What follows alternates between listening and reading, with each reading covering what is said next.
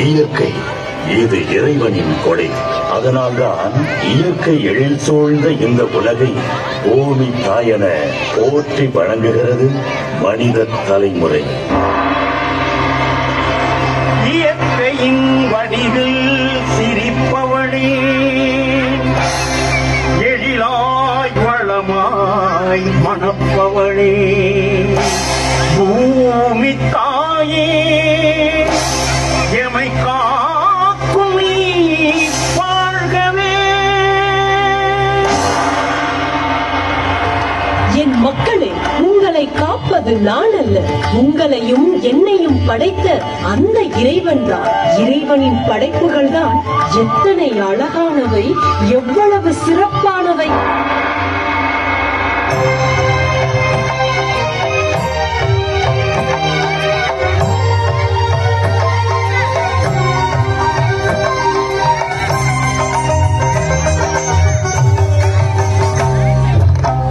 எத்தனை அதிசயங்கள், எத்துணை அற்புதங்கள் இறைவனின் படைப்பினிலே. எத்தனை அதிசயங்கள், எத்துணை அற்புதங்கள் இறைவனின் படைப்பினிலே. எல்லையில்லா வளங்கள், எண்ணில்லா வகையினங்கள் எழில்மிகு உலகினிலே. எத்தனை அதிசயங்கள், எத்துணை அற்புதங்கள் இறைவனின் படைப்பினிலே.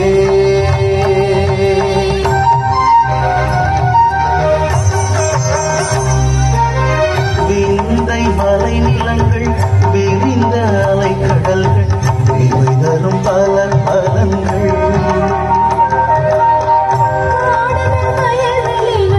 கோடிகள் செடி மரங்கள், கனிவின் சீரழங்கள்,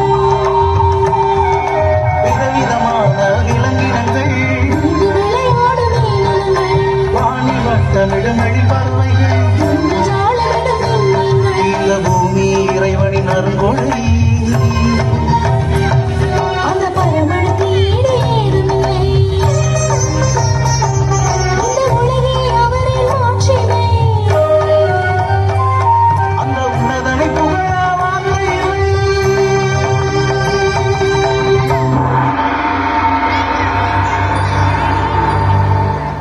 இறைவன் படைத்த இந்த இயற்கை வளம் நிறைந்த உலகம் மனிதனுக்காக மட்டுமல்ல, இந்த உலகில் பிறந்த விலங்குகள், பறவைகள் என அனைத்து உயிரினங்களுக்காகவும் தான்.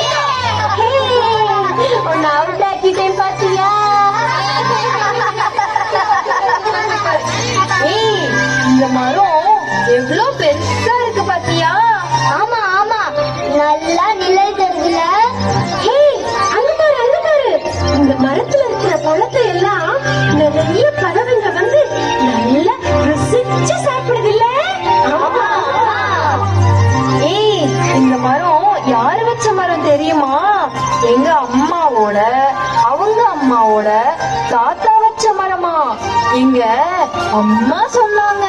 அப்படியா?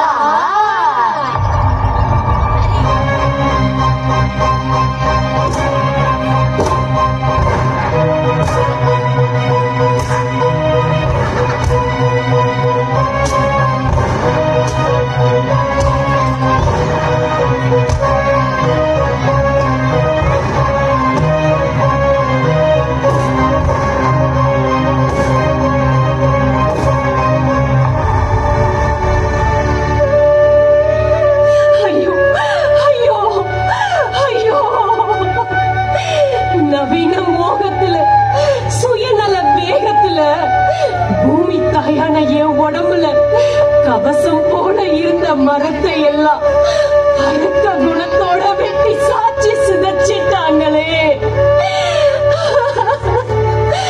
என்னோட மேனியில அணியாரங்களா இருந்த விளை நிலங்களை, தோட்டங்களை, சோலைகளை அழிச்சு தொழிற்சாலைகளா ஆக்கிட்டாங்களே. இந்த மரம் எப்படி நிழல் தந்துச்சு. நாம எல்லாரும் இங்க எவ்வளவு ஜாலியா விளையாண்டோம். இனிமே நாம எங்க போய் விளையாடுறது? வேற எங்கேயாவது போய் விளையாடலாம்னா எல்லா இடத்துலயும் மரத்தை வெட்டி நிலத்துல கட்டடங்களை கட்டி காசு கூட இல்லாம பண்ணிட்டாங்களே.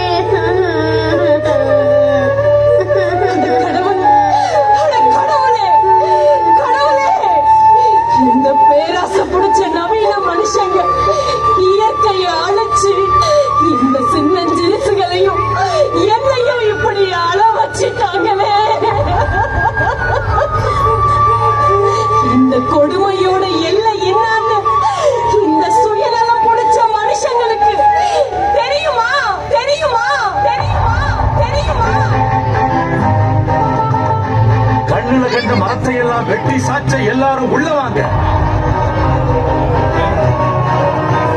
இந்த பூமியில முளைச்ச மரங்களும் நம்மள மாதிரி படைப்புங்கதாங்கிறத மறந்துட்டீங்கல்ல. நீ 5 மரத்தை வெட்டுன, நீ 10 மரத்தை வெட்டுன, நீங்க 50 மரத்தை வெட்டுனீங்க, நீங்க 100 மரத்தை வெட்டுனீங்க. நீங்க செஞ்ச இந்த தப்புக்கு என்ன தண்டனை கொடுக்கிறது? சவுக்கடியா, லத்தியடியா, ஆயுள் தண்டனையா, இல்ல மரண தண்டனையா? இப்படி எந்த தண்டனை கொடுத்தாலும் நீங்க செஞ்ச தப்ப சரி பண்ணவே முடியாது. இதுக்கு ஒரே ஒரு தண்டனை தான். 5 மரம் வெட்டினவங்க 10 மரம் நடுங்க, 10 மரம் வெட்டினவங்க 50 மரம் நடுங்க, 50 மரம் வெட்டினவங்க 100 மரம் நடுங்க. மரம் நடுறத உங்க வாழ்நாள் சேவையா நினைச்சு கண்ணுல தெரிகிற இடத்துல எல்லாம் நீங்க தின்னுட்டு கையில வச்சிருக்கிற விதையாவது தூவுங்க. விதை பந்துகளை வாங்கி போற பக்கம்லாம் விதைய தூவுறத உங்க வாழ்நாள் கடமையா நினைங்க. இதுதான் உங்களுக்கு சரியான தண்டனை.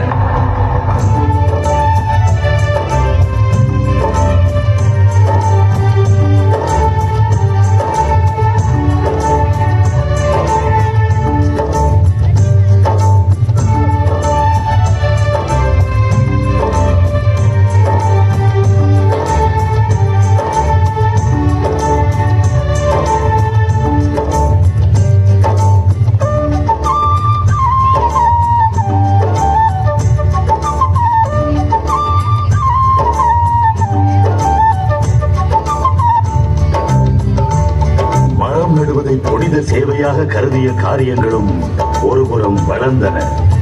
ஆனால் அதை காட்டிலும் சுயநல மோகத்தில் மரத்தை காசாக்கும் மடமை தனங்களும் அதிகமாகவே வளர்ந்தன. இதன் விளைவு இயற்கை தன் கோர முகத்தை காட்டி தாண்டவமாடத் தொடங்கியது.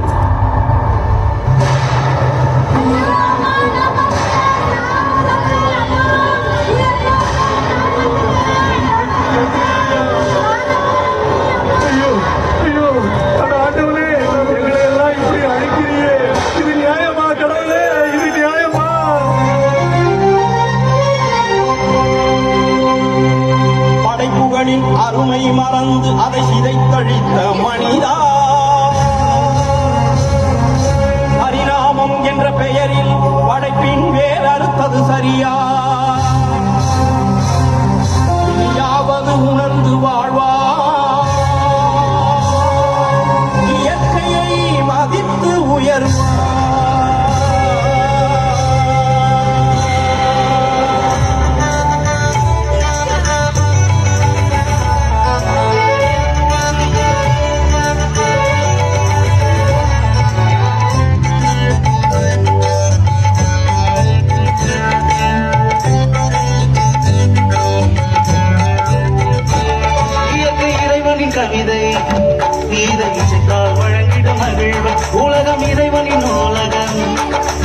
முறையாய் படித்தால் ஆனந்தம். இயற்கையை சிதைப்பது இதத்தினை அழிக்குமே, ஆசுகாக்குவது மகிமையை குலைக்குமே.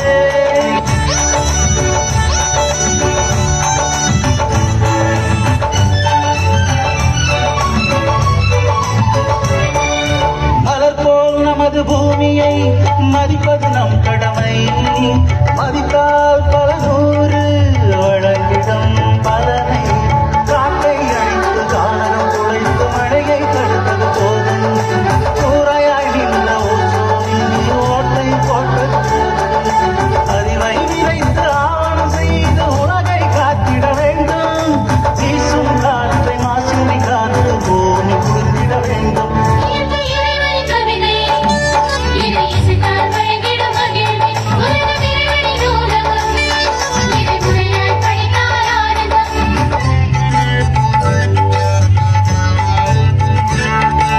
பசுமை எங்கும் பூக்க நட வேண்டும் மரங்கள்.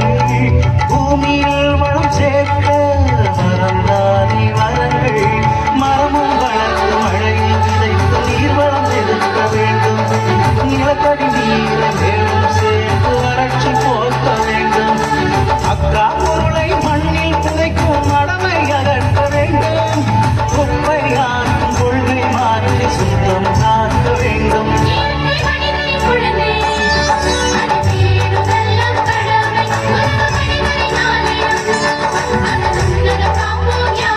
இயற்கை மனிதனின் குழந்தை, அது தேடுதெல்லாம் கடமை. உலக மனிதனின் ஆலயம், அதன் உள்ளத காப்போம் யாவரும்.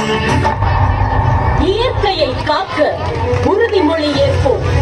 இயற்கையை எப்போதும் நேசிப்போம். இயற்கையை எந்நாளும் மதிப்போம். இயற்கையை என்றென்றும் காப்போம்.